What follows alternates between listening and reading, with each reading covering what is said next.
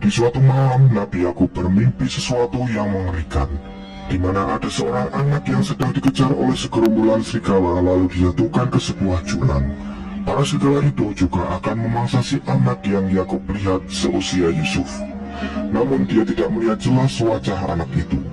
Yakub yang dibangunkan oleh Zulfa lalu menceritakan semua kejadian di mimpi itu, dan Zulfa langsung menceritakan ke anak-anaknya yang menganggap anak di dalam mimpi itu adalah Yusuf.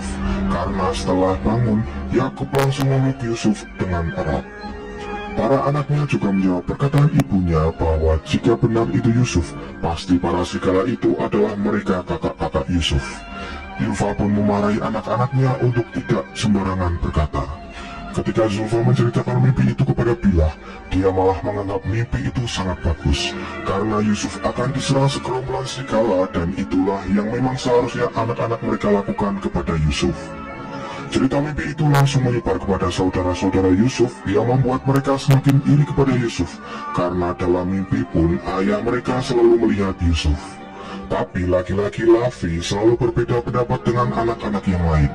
Dia berpikir jika Yusuf mendapatkan kasih sayang yang lebih karena dia tidak lagi mempunyai ibu, sedangkan mereka masih punya semua.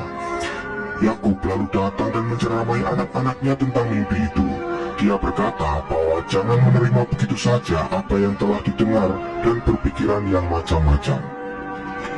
Di sini Yakub juga menjelaskan mimpinya yang bukan ditunjukkan untuk Yusuf, karena dia tidak jelas melihat wajah anak itu.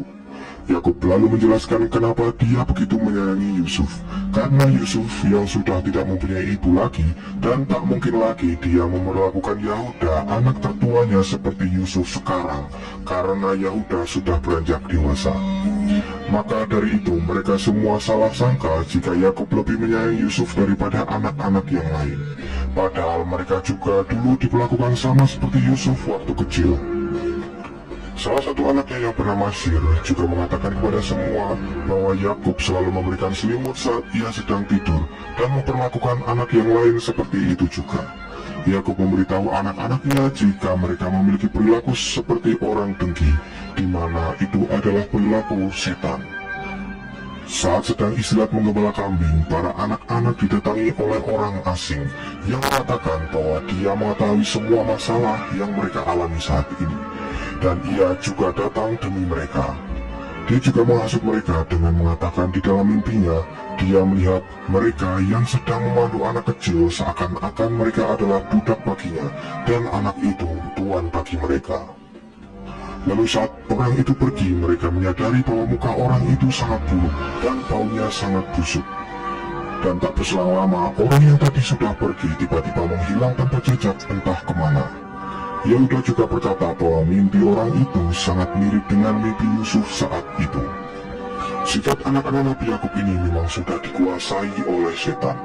Mereka sengaja merusak ladang milik warga lain, dan saat warga itu protes, dia malah dihajar oleh anak-anak Nabi Yakub.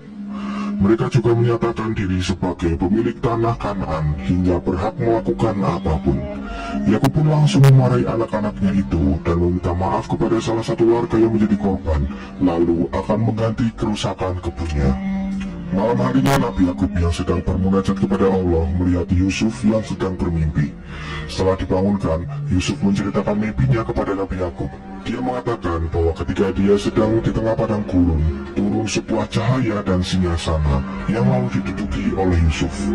Ketika dia diberikan pakaian yang bagus, lalu datang matahari, bulan, dan 11 bintang sujud di hadapannya.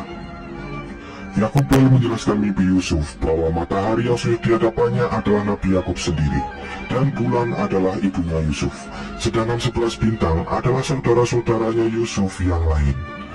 Yusuf juga ketika sudah dewasa akan memperoleh kedudukan yang tinggi di hadapan manusia dan para wali-wali Allah. Yakub lalu berpesan kepada Yusuf sampai tibanya waktu itu jangan sekalipun dia menceritakan mimpinya kepada siapapun, apalagi saudara-saudaranya, karena mungkin saja mereka akan iri dan melakukan kejahatan kepada Yusuf. Dan jangan juga diceritakan kepada ibu-ibu tirinya karena mereka akan menyebarkan kepada orang lain. Yusuf bertanya-tanya apakah mungkin saudara-saudaranya akan jahat kepadanya, padahal mereka adalah anak-anak dari Nabi Yakub. Yakub mengatakan, jangan pernah dengan kekuatan setan anakku. Ternyata percakapan mereka didengarkan oleh Bilah yang memang sudah dikuasai oleh setan. Yakub juga mengatakan kepada Yusuf jika Allah sudah memilihnya dan memberikan ilmu takwil mimpi yang akan melebihi Yakub nantinya. Keesokan harinya Bilah mulai menceritakan kepada semuanya tentang apa yang telah ia dengar malam tadi. Ketika Yehuda menanyakan langsung kepada Yusuf tentang mimpi itu, Yusuf tak mau menceritakannya karena sudah berjanji pada Yakub untuk merahasiakan semuanya. Yehuda yang marah lalu akan memukul Yusuf, tapi dia ditahan oleh Lavi. Bilah yang melihat kejadian itu mulai merasa senang karena kini Yehuda sudah mulai berani melawan Yusuf. Yusuf pun mulai bertanya-tanya kenapa Yehuda tak menyukainya, padahal Yakub selalu mengatakan jika saudara harus saling menyayangi dan menghormati. Yusuf lalu mengatakan kepada Yakub bahwa saudara-saudaranya mengetahui jika Yusuf telah bermimpi. Hal itu membuat Yakub pun tahu kalau itu pasti ulah dari Bilah. Yakub langsung memarahi Bilah karena perilaku buruknya sering mengadu domba anak-anaknya. Dia juga lah yang sering mengajak Zulfa dan Lia untuk ikut mengadu domba anak-anak yang lain.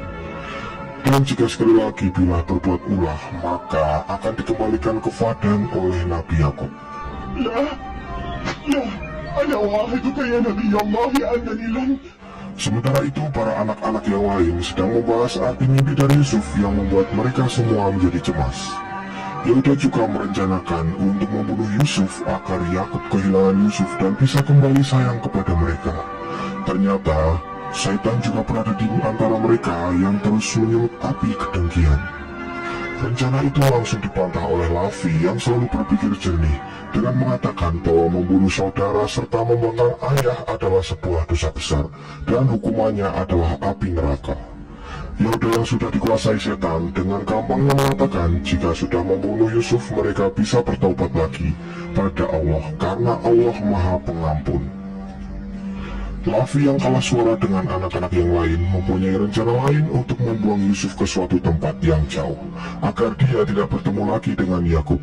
Dengan begitu dia berpikir Yakub akan melupakan Yusuf dan kembali lagi menyayangi mereka.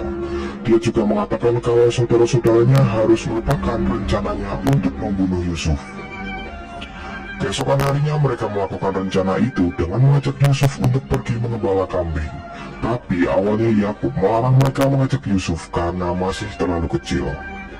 Tapi Syamun mengiming-imingi Yusuf untuk pergi mengembala kambing.